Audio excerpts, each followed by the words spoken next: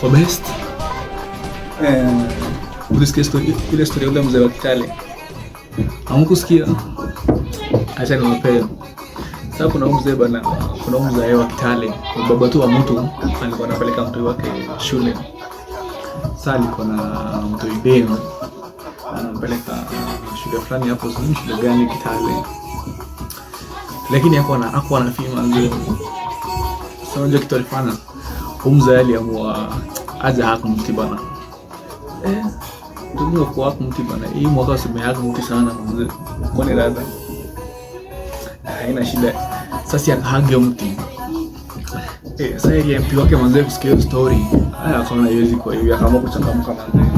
Akamsukumia 50 Gs. 50,000 mzee.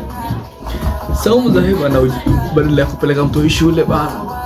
Akasema hiyo ndio itoshi mzee. Ationgezee. Akasema hawezi acha kwa hapo.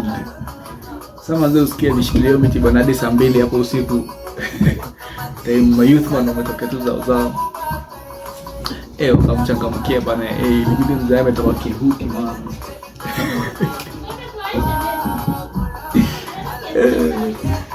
Ndio jamaa alikata kupeleka mtoto shule. Ati hiyo pesa haitoshi.